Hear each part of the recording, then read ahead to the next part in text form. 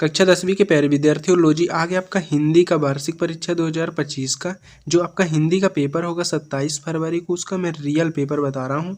यही पेपर और यही क्वेश्चन आपके में पूछे जाएंगे। सेट आप देख सकते हैं, ए रहेगा। रोल नंबर आपको यहाँ पे डालना है। टोटल क्वेश्चन आपके 23 रहेंगे। पेज रहेगा आपका 8 का। समय आपका 3 घंटा रहेगा। पूर्णांक रहेगा आपका 75 का। आप देख सकते हैं, निर्देश भी देख सकते हैं, सब कुछ है इसमें। अगर आप चैनल पर नए हो तो चैनल को सब्सक्राइब कर लीजिएगा, वीडियो को लाइक कर दीजिएगा और ज़्यादा से ज़्यादा वीडियो को शेयर कीजिएगा अपने दोस्तों को। पूरा सोल्यूशन के साथ आपको प्रोवाइड कराऊंगा। तो निर्देश देख सकते हैं आप, ये रहा। सभी प्रश्न आपको उत्तर करना है सभी प्रश्न के। और प्रश्न क्रमांक 1 से 5 तक जो होता है तो 1 अंक आपको मिलेंगे, उसमें वास्तविक प्रश्न रहेंगे। प्रश्न क्रमांक 6 से 17 तक अति लघुत्तरीय प्रश्न रहेगा, 2 अंक मिलेंगे। और 18 से 20 तक जो था तो 4 अंक मिलेंगे, 3 अंक मिलेंगे। और 21 से 23 तक उसमें 4 अंक आपको मिलेंगे। तो इनके स्क्रीनशॉट आप कर लीजिएगा। पहला क्वेश्चन देखते हैं, ये आपका सही विकल्प चुनकर लिखिए।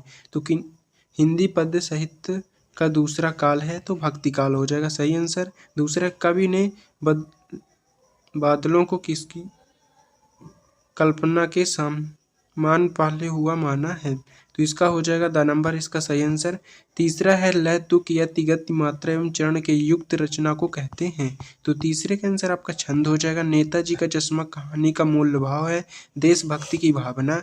जिस समास में प्रथम पद विशेषण और दूसरा पद विशेष होता है तो उसे हम कहते हैं द्वंद्व समास, इसका सही आंसर हो जाएगा। इनका स्क्रीनशॉट आप फटाफट कर लीजिएगा। इसका द्वंद्व होगा बेविभाव समास हो जाएगा ये। और चौथा आपको छाटवा है, मान्य भोलानाथ के घाव पर लगाया, तो इसका सही आंसर आपका हो जाएगा 5वें का पीसी हुई हल्दी। तो इनका भी स्क्रीनशॉट आप कर लीजिएगा। पूरा सोल्यूशन के साथ मैं बता रहा हूँ, आप स्क्रीनशॉट फटाफट करते जाइएगा। दूसरा क्वेश्चन है, रिक्त स्थानों को भी सही विकल्प चुनकर लिखे। रिक्त स्थानों की सही उत्तर आपको बताना है। तो गोपियों के लिए श्री कृष्ण हारिल की बिंदी बिंदी की तरह है, तो इसका भी देख सकते हैं आंसर। तो इसका आंसर आपका लकड़ी हो जाएगा। दूसरा है, नायक नायिका के संयोग का वियोग का वर्णन श्रृंगार रस में होता है। तीसरा, प्रतिमा पर सरकंडे का चश्मा बिंदी बिंदी ने लगाया था तो दुकानदार ने लगाया था। जब क्रिया का रूप कर्म के अनुसार बदलता है तो कर्म वाच्य हो जाएगा। और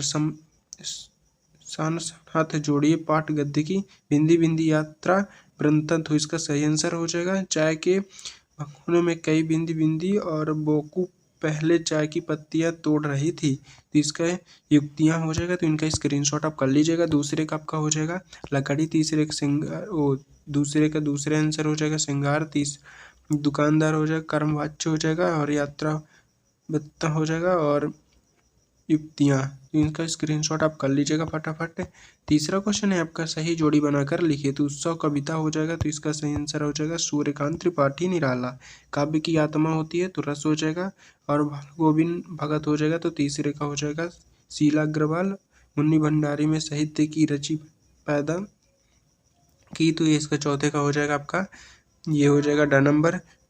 क्रियाकारिता के अनुसार होता है, तो 5वें का आपका हो जाएगा ग नंबर। छंद के प्रकार होते हैं, तो छंद के कितने प्रकार होते हैं, तो 2 प्रकार के होते हैं, तो इनका स्क्रीनशॉट आप कर लीजिएगा।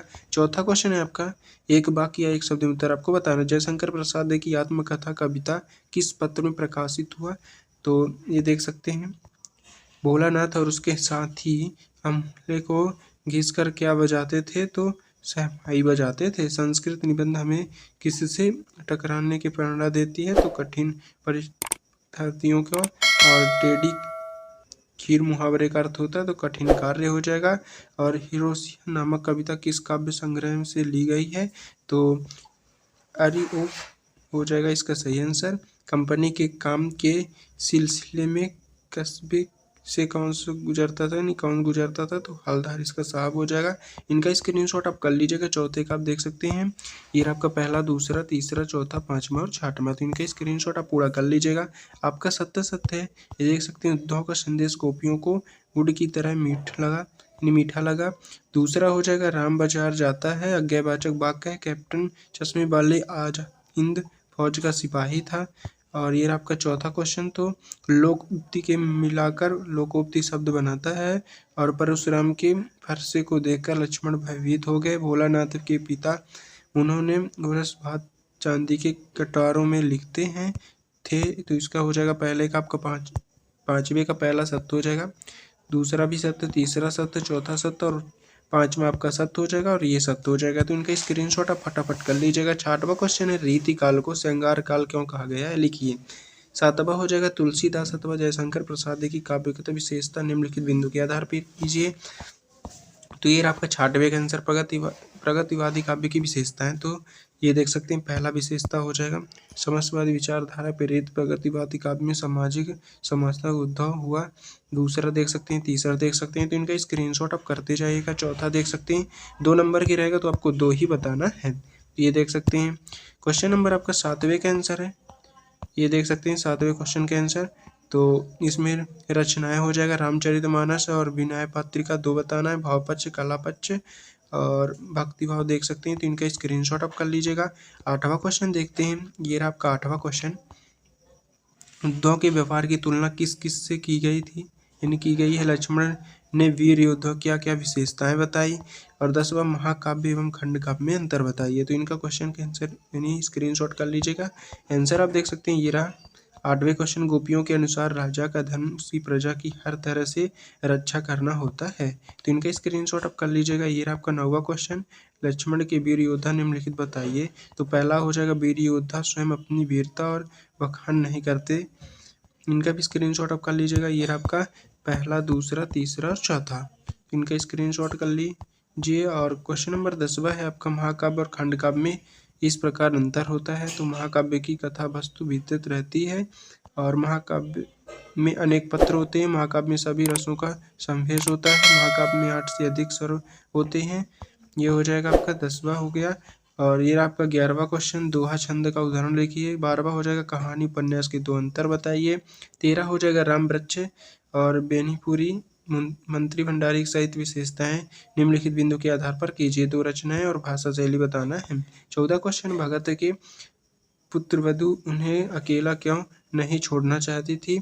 15वां क्वेश्चन, सेनानी न होते हुए भी चश्मे वाले को लोग कैप्टन क्यों कहते थे। तो इसका स्क्रीनशॉट आप कर लीजिएगा क्वेश्चन का पूरा। ये देख सकते हैं 12, 13, 14 और 15। तो इनके आंसर आप देख सकते हैं। ये आपका दोहा छंद, तो दोहा अर्ध सम्मासिक छंद होते हैं, सोरठा का उल्टा होता है और 4 चरण होते हैं।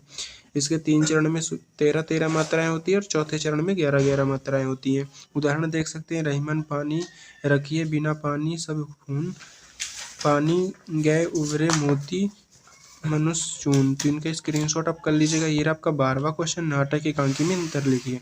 तो ये हो जाएगा, नाटक में अनेक अंक होते हैं और इस एकांकी में केवल एक अंक होता है। नाटक में कथानक फैलावा और विस्तार होता है और एकांकी में घनत्व होता है। नाटक में किसी भी पात्र या चरित्र का क्रमशः विकास से दिखाया जाता है। एकांकी में चरित्र पूर्णता विकास के रूप में दिखाया जाता है। तो इनका स्क्रीनशॉट आप कर लीजिएगा। ये रहा आपका 13वां क्वेश्चन के आंसर। 2 रचनाएं, गेहूं बनामा और गुलाब हो जाएगा और स्मरण हो जाएगा। भाषा देख सकते हैं, बेनीपुरी जी की भाषा सरल शब्द और साहित्य खाड़ी बोली है। तो इनका भी स्क्रीनशॉट कर लीजिएगा।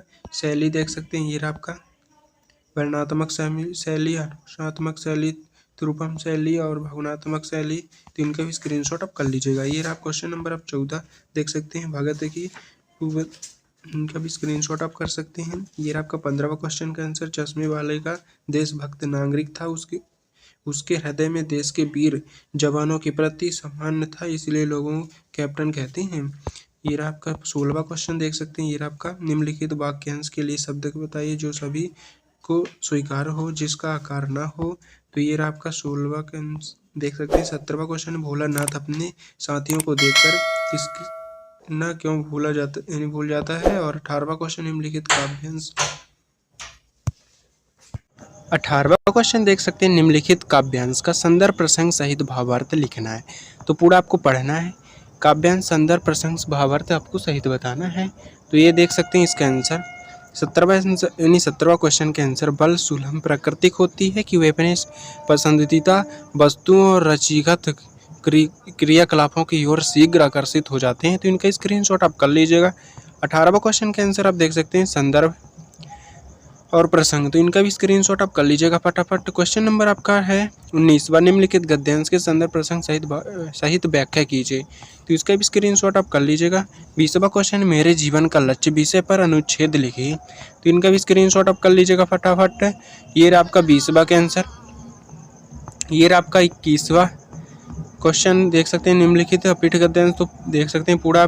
20वां क्वेश्चन मेरे जीवन का लक्ष्य विषय एक अनुच्छेद है 2, और अथवा में हो जाएगा 2 मित्रों के बीच परीक्षा की तैयारी पर संवाद लिखिए। ये रहा आपका 22वां क्वेश्चन, अपने जिले के जिलाधीश को ध्वनि विस्तारक यात्रियों को प्रतिबंध लगाने हेतु आवेदन पत्र लिखिए। 23वां क्वेश्चन, निम्नलिखित में किसी एक विषय पर रूपरेखा सहित संदर्भित निबंध लिखिए। तो इनका भी स्क्रीनशॉट आप कर सकते हैं फटाफट। तो ये आंसर मैं आपको 23 और 22, 23 और 21 का आंसर मैं आपको नेक्स्ट वीडियो में प्रोवाइड कराऊंगा पूरा सॉल्यूशन के साथ। तो अगर आप चैनल पर नए हो तो चैनल को सब्सक्राइब कर लीजिएगा, वीडियो को लाइक कर दीजिएगा और ज़्यादा से ज़्यादा शेयर कीजिएगा अपने दोस्तों को। अगर आपको पेपर का PDF चाहिए तो डिस्क्रिप्शन पर लिंक है टेलीग्राम और व्हाट्सएप का, उसमें आप ज्वाइन हो सकते हैं, उसमें आपको पेपर का PDF मिल जाएगा। मिलते हैं नेक्स्ट वीडियो में। जय हिंद।